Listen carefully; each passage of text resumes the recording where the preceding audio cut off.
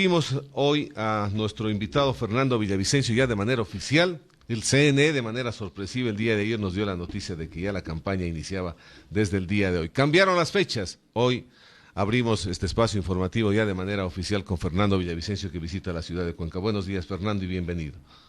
El bautizo de esta campaña en el sitio y en el epicentro de la buena suerte. Conozco yo que la entrevista con Rubén marca todo, y aquí en Cuenca.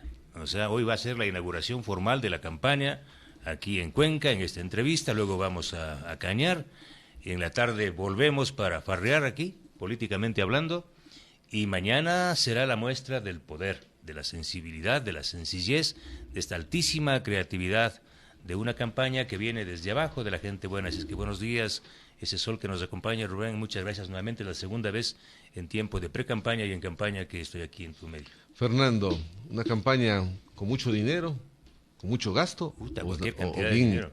o bien cicatera la campaña. Se nota cómo se riegan los sobornos. No, en esta campaña, como decíamos ayer, hay pura creatividad.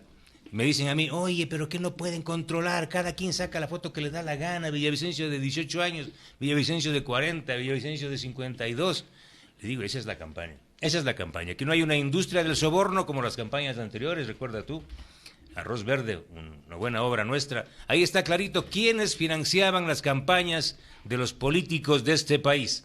Las grandes industrias del soborno, las contratistas del Estado, los señores de Odebrecht, de Sinohidro. Por eso están presos. Así es que yo no haré eso. En mi campaña no hay arroz verde, estimado Rubén. Tú mismo sabes, mírame bien a los ojos. En esta campaña hay una enorme sencillez y una enorme creatividad. Y yo quiero agradecer públicamente a gente buena y al movimiento Construye. No hay un sitio y un rincón de la provincia de Azuay y del país donde no exista un núcleo, una célula viva de gente buena. Así financiamos esto. Cada quien agarra su brocha, su tarrito de pintura, sus $100, hace una lona, pone en su ventana y así les vamos a ganar. ¿Cómo te gusta que te llamen? Fernando Don Villa. O Don Villa, que hemos escuchado. Se ha acuñado bastante bien. Voy a contar una anécdota. El otro día fui a Guayaquil y adivina quién me recibió en la radio. ¿Quién? El autor de Don Villa, Huacharnaco. Me invitó a Radio Morena. Entonces... El que no tiene para comer, el que le falta plata para comer. ¿No? Voy a Radio Morena, ¿y cómo así me está invitando a Radio Morena? Pero bueno, voy pues, ¿no? Gracias por la invitación. Y ahí estaba el ex colega Luis Almeida, todo gentil conmigo, y me dijo esto, ya lo tomo a manera de broma. Oiga, Don Villa, usted tiene que pagarme por la franquicia, porque se ha hecho muy famoso. Yo le dije, sí, en realidad, cuando usted me dijo Don Villa, no sonó bien, hacía falta música. Pero ahora cuando escucho en el campo, en la ruralidad e incluso en la ciudad, hasta a ti te sale bien. Don Villa, presidente, suena bonito. Así es que muchas gracias. Y Don Villa será presidente. Ahí vemos también cómo está. Don Villa. Así le vemos. Todo el equipo. Sombrero, Don Villa, Montubio, sombrero. Montubio está, ¿no? Sí. Un Montubio. Pero también puede servir para acá. Ah, también, claro que sí. Vamos al tema caso Gabela. Este martes se presenta el informe del caso Gabela. Luego de muchos años, 13 años han pasado. La familia del general Gabela ha clamado justicia. ¿Qué es lo que pasa con este informe, Fernando? ¿Por qué demoró tanto? ¿Por qué la investigación no dio los nombres de los autores intelectuales de este asesinato? Subí un video cortito de un abrazo y de una sonrisa en un Amazonas de dolor. Sí. Una sonrisa contracorriente con Patricia Ochoa. Hay un video cortito que subí a mis redes sociales donde nos damos un triple abrazo. Patricia Ochoa, Cristian Zurita y este humilde servidor. ¿Por qué? Porque de alguna manera fuimos parte del dolor, de las lágrimas y de la valentía de esta mujer que ha honrado y le ha entregado a este país una muestra de poder y de lo que se puede hacer contracorriente en medio de enorme dolor de haber perdido un ser querido. ¿Y por qué fue ese abrazo? Porque fue Cristian Zurita quien, incluso rompiendo el código de ética del periodismo, me entregó documentos que estaban bajo custodia ética del periodismo, no se podían revelar la fuente, pero él lo publicó en Diario Expreso. Pero obviamente él nunca dijo quién le entregó esos documentos. Pero el perito Mesa, cuando lee el informe y da cuenta antier del informe, él dice claramente, pudimos reestructurar el informe gracias a la información proporcionada por el periodista Cristian Zurita, que está publicado un reportaje mío del proyecto Periodismo de Investigación. Esta información es clave, ¿por qué? Porque información básica para la compra de los aviones DRUV, información reservada que solo tenía la Fuerza Aérea Ecuatoriana y estaba bajo custodia del general Espinosa, apareció en manos del representante de la compañía Sumil, que es la compañía que gestionó la compra de los helicópteros DRUV. Y fue el señor Cortés, representante de Sumil, quien le entregó estos documentos a nuestro colega y amigo Cristian Zurita. Así se pudo evidenciar entonces que desde el interior de las Fuerzas Armadas, de la Fuerza Aérea Ecuatoriana, había el interés clarísimo para direccionar la compra de los helicópteros a la empresa hindú Hulk, que tenía como representante a Sumil en Ecuador, empresa de Silvio Salomón Heller.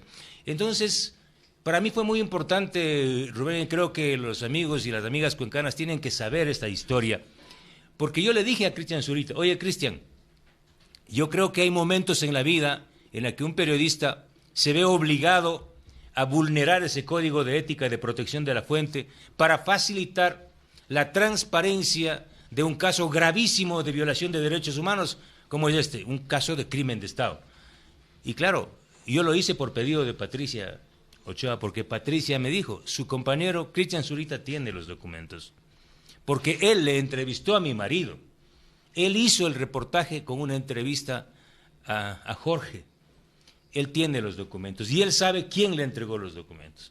Por eso lean el reportaje que está publicado en Periodismo de Investigación el año 2018 y ustedes se van a dar cuenta cómo una vez más, estimado Rubén, amigos y amigas de la radio, es el periodismo de investigación el que facilita y el que ayuda a encontrar un hilo de luz en este hecho execrable. Si no solo estamos hablando, aunque digan que hay que pasar la página, de un régimen que se llevó hasta los clavos de la cruz, sí, hasta los clavos de la cruz, así como se escucha, sino que también cobró la vida de seres humanos. ¿Por qué? ¿Qué hacía Jorge Gabela? ¿Qué hizo Jorge Gabela? Lo que tú y yo hemos hecho, lo que el periodismo de este país ha hecho, investigar casos de corrupción. Por eso mataron al general Gabela, eso queda claro en el informe. Fue un oficial de las Fuerzas Armadas quien habría pagado a alias Francis, quien es el tirador. Y este episodio también fue investigado por Periodismo de Investigación, porque el que estuvo preso, de acuerdo con la investigación fiscal, era un diestro. Y la trayectoria del proyectil en el informe de balística establece que la bala va de izquierda a derecha y de abajo hacia arriba. Y el único preso acusado del crimen material era diestro.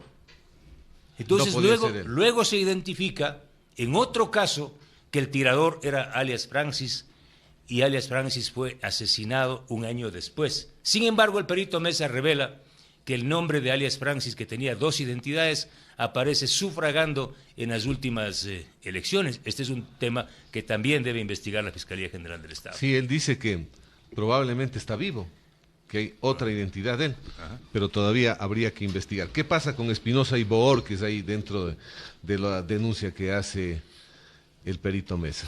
Bueno, ellos son los dos responsables principales, según el informe. Ellos son los que manejaron todo el proceso de adquisición de los helicópteros DRUV.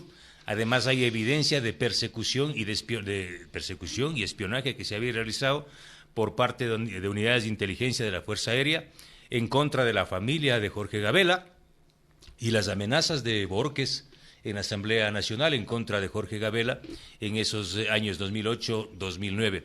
Pero lo importante también, y que forma parte de la investigación, es quiénes recibieron el informe, el tercer informe, y quiénes ocultaron y manipularon el informe. Y ahí entra sin duda Rafael Correa Delgado. ¿Por qué?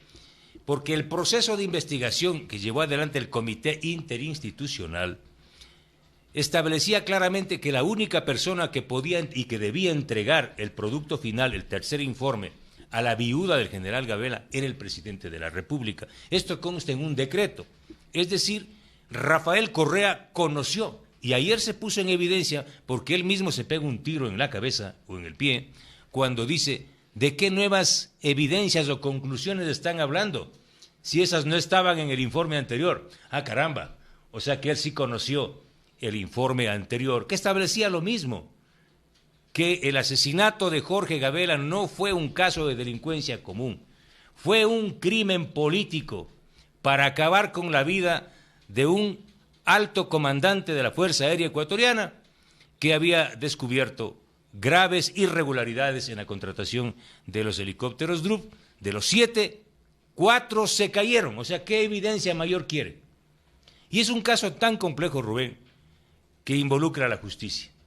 Horas antes de que aparezca, de que se reestructure el informe por parte del perito Roberto Mesa, el juez Rivera, un juez conocido, cercano al Correato, sobreseyó a los 18 procesados en el caso de peculado. ¿Cómo es posible que el informe determine que el asesinato de Jorge Gabela fue porque el señor Gabela estaba investigando la compra de los helicópteros Drup y que en el juicio por peculado el juez sobresea a todos los presuntos responsables?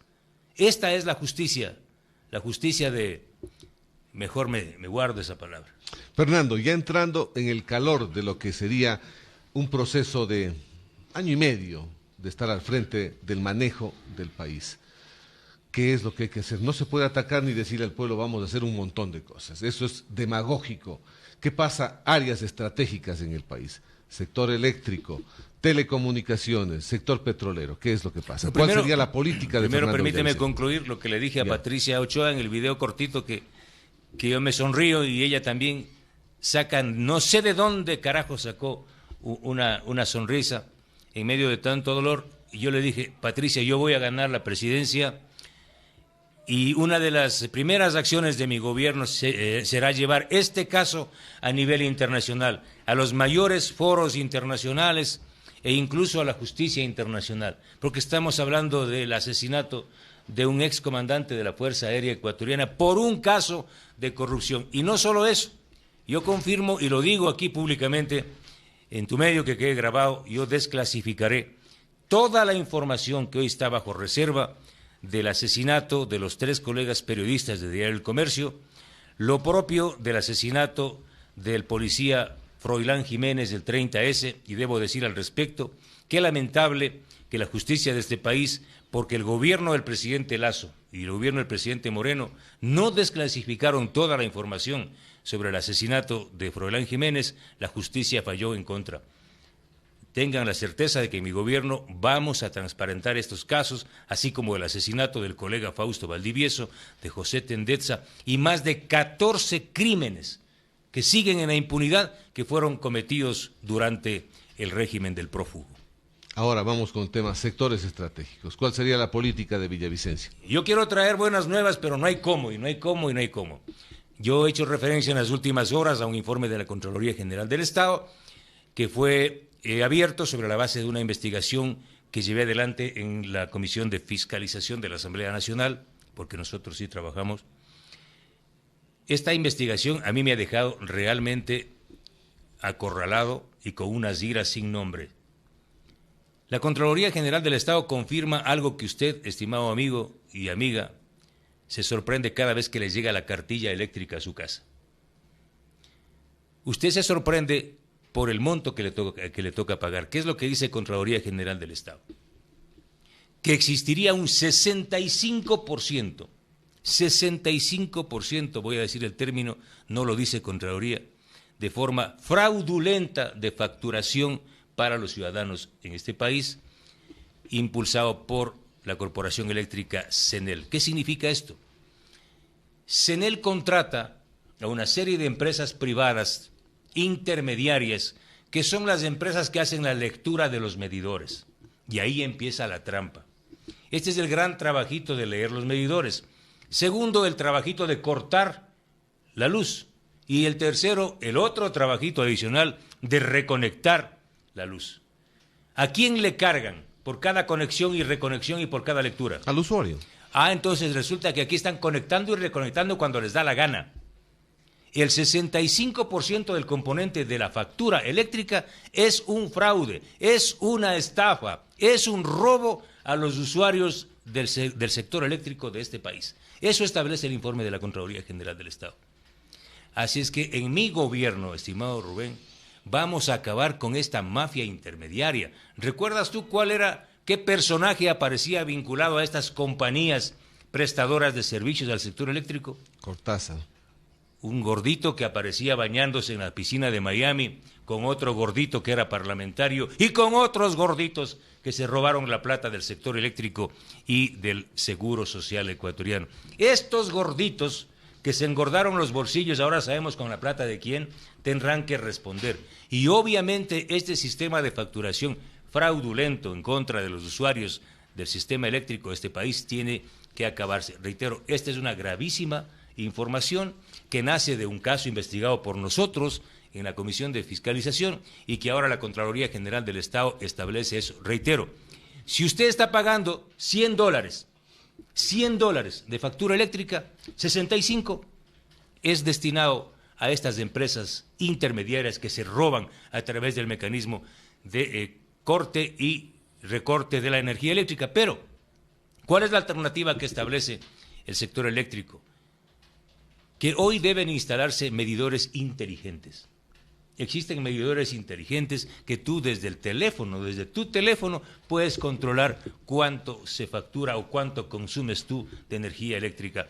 Así es que esta tampoco es una buena nueva, pero sí hay una carga de buena nueva cuando se establecería desde mi gobierno un cambio radical en este proceso de facturación. ¿Qué pasa en la parte petrolera? Se ha dicho que no explotar el crudo con la consulta popular del Yasuní sería perder 1.200 millones anuales para el país. En las circunstancias actuales económicamente no da más el Ecuador. Primero, nunca perder la memoria de reconocer gracias a quienes están los taladros en el Parque Nacional Yasuní.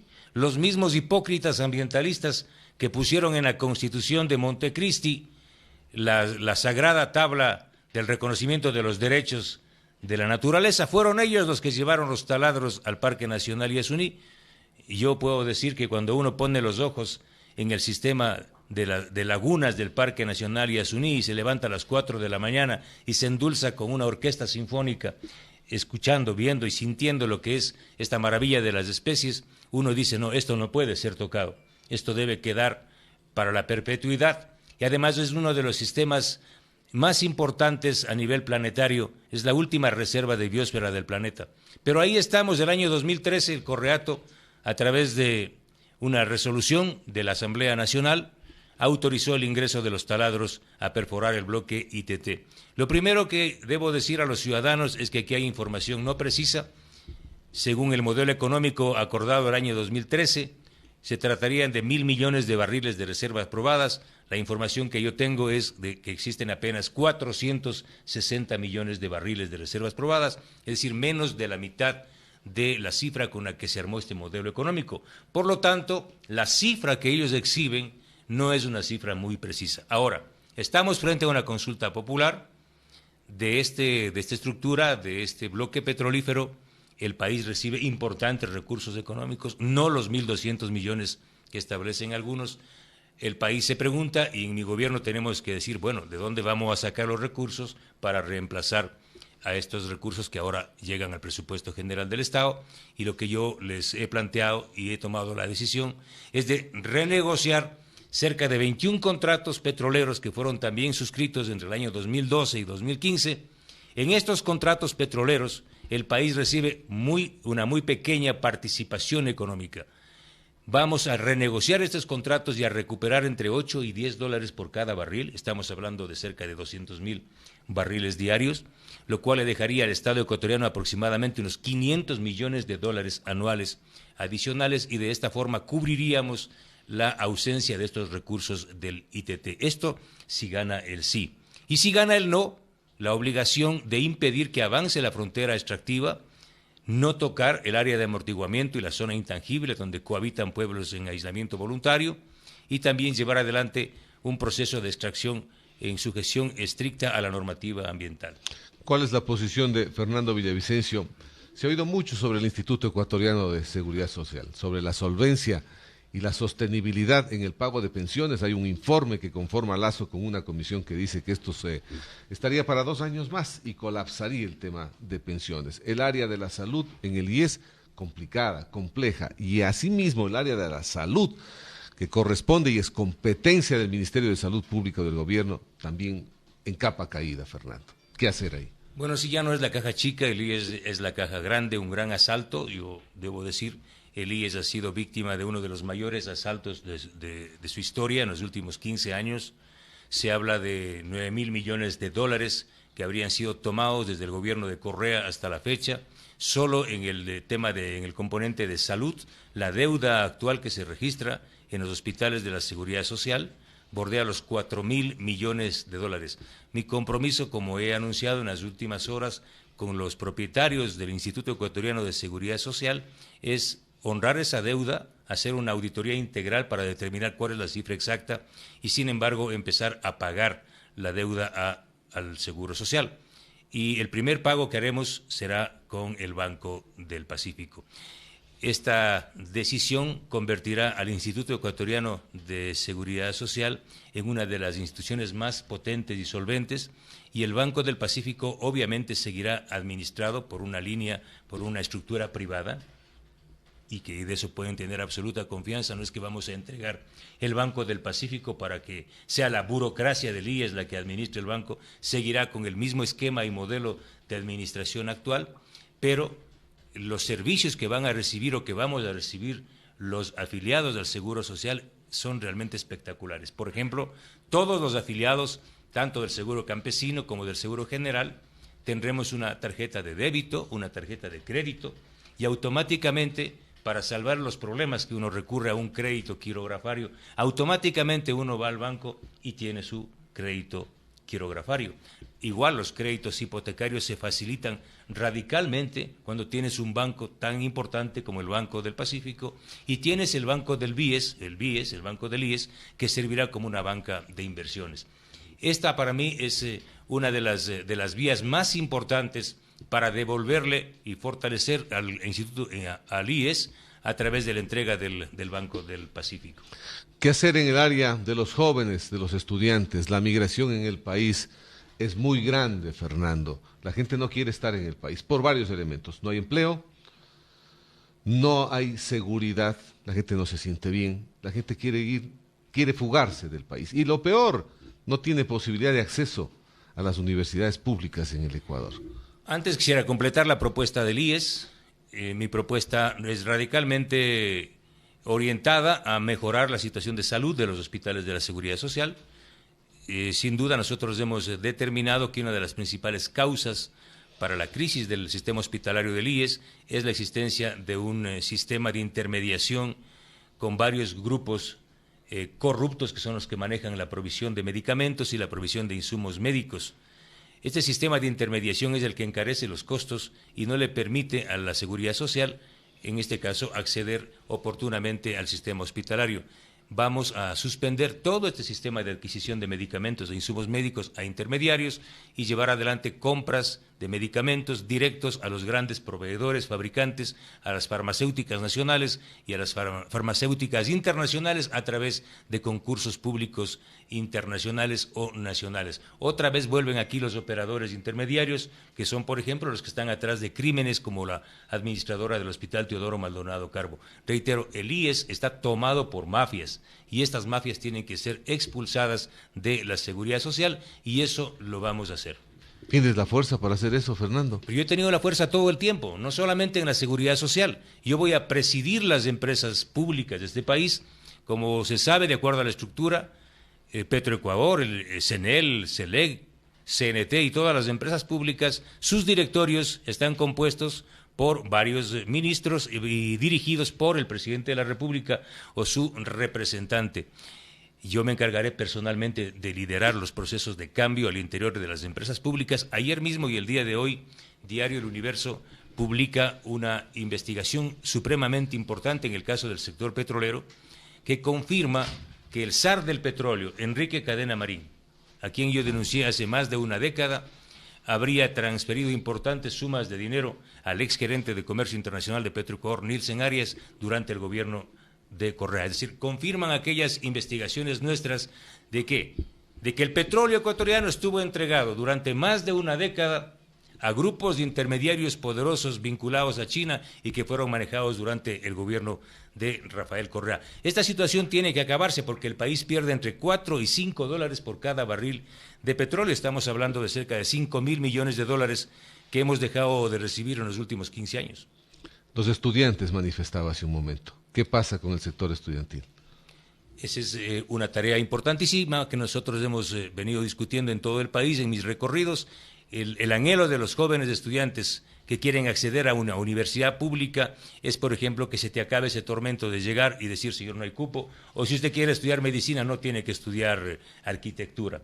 Se acabó. Mi propuesta es universidades sin bisagras, como dicen los jóvenes, libre ingreso de la juventud a las universidades públicas, la posibilidad de que los jóvenes puedan estudiar y trabajar simultáneamente. Esto hoy no es posible. Los jóvenes tienen que esperar, graduarse, tener experiencia para ser contratados. Vamos a impulsar una reforma y la decisión es que la juventud puede estudiar y trabajar en carreras simultáneas o vinculadas. ¿Qué más estamos planteando? Que todos los recursos provenientes de la lucha en contra de la corrupción a través de la transformación de la UAFE en un poderoso motor que identifique el delito y el robo de los recursos públicos, todos estos recursos públicos recuperados de la corrupción sirvan para financiar un sistema de becas de las universidades del país. Los jóvenes que no puedan acceder a la universidad pública, en mi gobierno se va a garantizar un sistema de becas para las mejores universidades privadas. También hemos hablado con el empresariado de este país sobre la posibilidad de que aquellos empresarios que incorporen en sus nóminas de empleados al 25% de estudiantes y jóvenes puedan tener un trato preferencial en el impuesto a la renta, lo que se llama un premio tributario, la rebaja de 1 o 2 puntos en el pago del impuesto a la renta. Es decir, los jóvenes de este país pueden sentirse tranquilos y seguros porque la decisión de impulsar la apertura de las universidades públicas para ellos es una decisión tomada, es una decisión valiente y lo vamos a hacer. Desnutrición infantil, porcentaje alto en el país. He levantado mi voz, principalmente en Chimborazo. Mi provincia registra 40 de cada 100 niños con desnutrición crónica. Algo parecido ocurre en Esmeraldas y en la provincia de Santa Elena.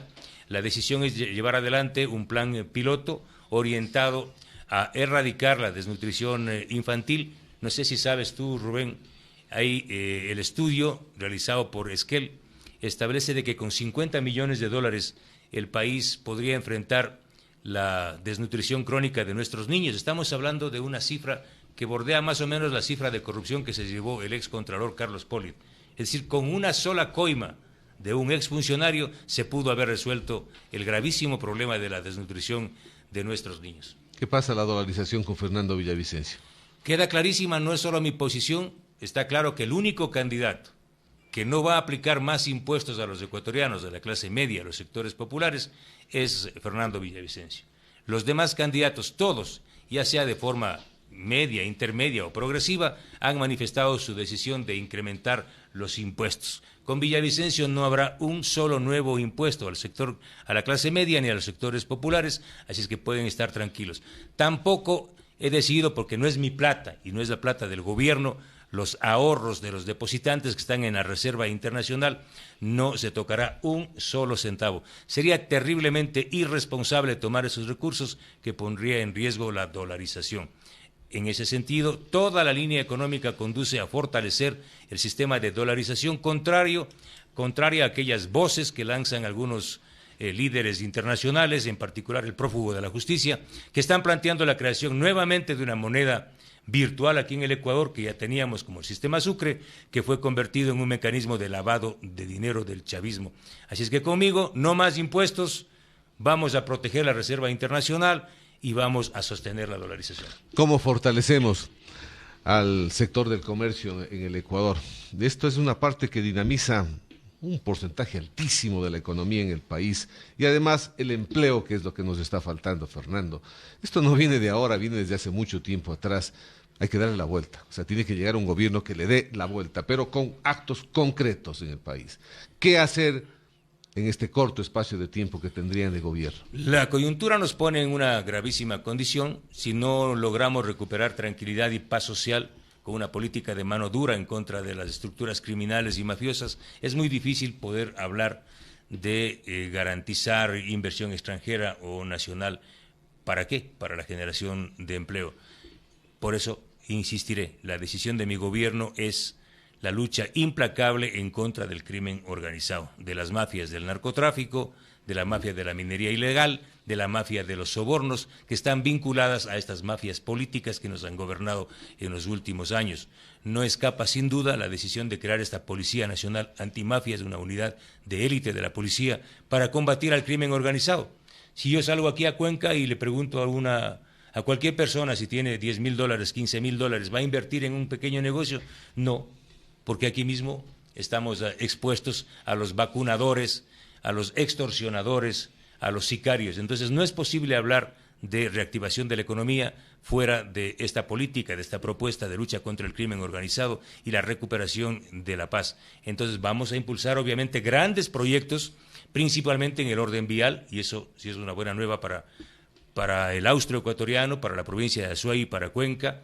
Dentro de mi plan de gobierno está un plan agresivo de inversión en la reconstrucción y construcción de las principales vías del país, ya sea a través de inversión pública o también a través de concesiones. En el caso ecuatoriano es increíble, en el caso de Azuay en particular, ustedes tienen, por ejemplo, el sistema vial absolutamente en unas condiciones precarias y de tragedia.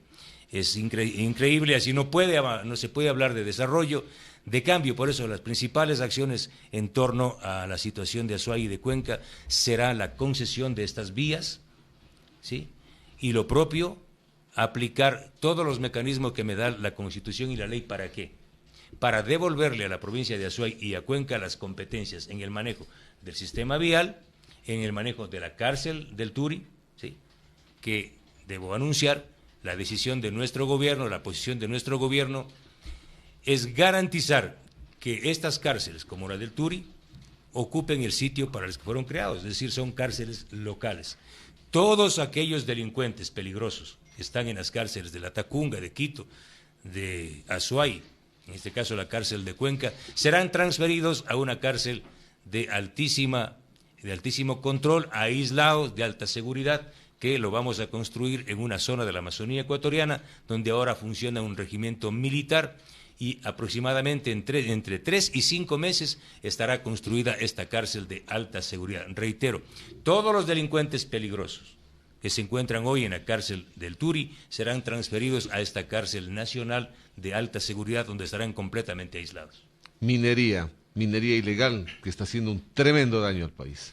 Compartiré la posición de mi vicepresidenta, una lucha implacable en contra de la minería ilegal, y ahí no vamos a estar con contemplaciones. Lo que ustedes han luchado y han peleado acá en Cuenca, en la defensa de las zonas de recarga hídrica del Cajas, por ejemplo, lo llevamos adelante de forma simultánea en el caso de las provincias amazónicas, Orellana y Napo.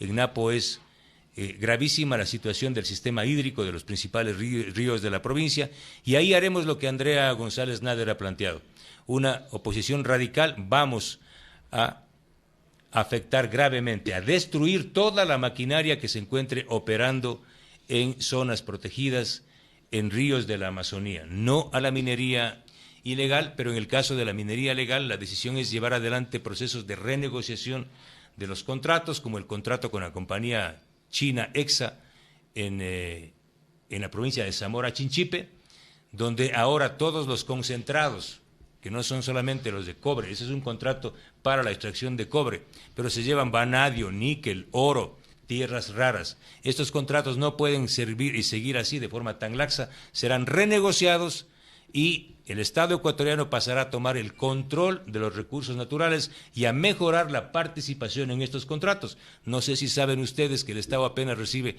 el 6% de regalías de este contrato minero del proyecto Mirador. El mundo va a la parte ambiental, Fernando, no hay cómo apartarte de eso. El calentamiento global es evidente, las consecuencias las estamos viendo. Se nos viene un fenómeno del Niño con anticipación ya de las autoridades a decir que va a ser muy fuerte aquí en el país, el impacto va a ser fuerte. Ojalá que se equivoquen, estamos hablando de decir algo y hablar sobre el clima, que el comportamiento a lo mejor pueda ser diferente aquí, pero están diciendo que el pronóstico va a ser duro y le va a tocar afrontar a cualquier presidente que llegue al país el fenómeno del Niño y el tema de aplicar una política ambiental mucho más agresiva. Bueno, sin fenómeno del Niño, nuestro sistema vial está en condición absolutamente precaria. La situación económica del país es de tragedia y vamos a vivir una doble o triple tragedia con el fenómeno del Niño. Lo primero que tienen que saber los ecuatorianos es que van a encontrar un gobierno solidario, un gobierno valiente, que esté en primera línea de lucha y de defensa de los sectores más vulnerables en particular. ¿Qué me han planteado los productores pequeños y medianos productores del campo? Señor Villavicencio, tenemos que crear un fondo para garantizar la soberanía y la seguridad alimentaria, y ese es uno de los primeros componentes, estimado Rubén. Vamos a garantizar una línea de créditos de Banecuador de $300 millones. Yo he revisado las cifras, esto es posible hacerlo, entre el 1 y el 2% de interés, para garantizar que los arroceros, maiceros, cacaoteros y bananeros pequeños y medianos puedan enfrentar el fenómeno del Niño. También me han planteado que en esta coyuntura el gobierno central debería controlar el sistema de silos y almacenamiento para garantizar la provisión principalmente del plato básico de los ecuatorianos, que es el arroz, que ahora está, que es sujeto de acaparamiento por parte de algunos sectores de intermediarios. Es decir, en el plano de la seguridad alimentaria existe ese compromiso, yo he hablado con ellos, de garantizar líneas de crédito con intereses muy bajos para que puedan sostenerse. Segundo, existen 2 líneas de crédito que están gestionándose con el Banco Interamericano de Desarrollo. Estas líneas de crédito serán orientadas a reconstrucción vial, la compra de puentes Bailey, por ejemplo, que ya sabemos cuando viene el fenómeno del Niño, así con impactos como el que se piensa, el sistema vial sufre gravísimos impactos. La compra de puentes Bailey. Segundo, el equipamiento de hospitales y subcentros y centros de salud. Incluso se habla de la posibilidad de comprar y adquirir o mandar a construir hospitales móviles, ¿sí?, para poder dirigir la atención a los sectores más golpeados por este impacto que va a generar el país. Nos hacen una pregunta para Fernando Villavicencio. ¿Qué pasará si llega al gobierno? ¿Desclasificaría el caso Coopera, que perjudicó a mucha gente de la cooperativa aquí en Cuenca? Toda la información que esté vinculada a casos de corrupción o a violación de derechos humanos no puede permanecer oculta y bajo códigos de reserva. Por eso lo que he planteado de que se van a desclasificar todos los documentos y toda la información de temas como el asesinato de los periodistas de Diario del Comercio, Fausto Valdivieso y otros casos, también debe ampliarse a temas de corrupción como el que acaba de mencionar el amigo. Nosotros hemos sido producto de ser asediados por el centralismo en el país. Con Villavicencio vamos a tener un centralismo tan cargado de los últimos gobiernos, ¿o vamos a dejar que trabajen ya bajo el proceso de la descentralización? Es la única candidatura y el único proyecto político que levanta una propuesta de poder local. De algunos sectores se ha hablado otrora de autonomía, federalismo. Hay una propuesta que fue de inspiración de un grupo de manavitas. Será uno de los primeros proyectos de ley que llevaremos a la Asamblea Nacional. Se denomina así proyecto de poder local. 3 componentes básicos tiene este proyecto. El uno es la transferencia de todas las competencias del gobierno central a los gobiernos autónomos descentralizados. En este caso, por ejemplo, la situación del manejo de las vías de la provincia de Azuay deberían ser transferidas directamente del gobierno central, del Ministerio de Transportes y Obras Públicas, al gobierno provincial. Y luego tenemos el caso de la transferencia de los recursos.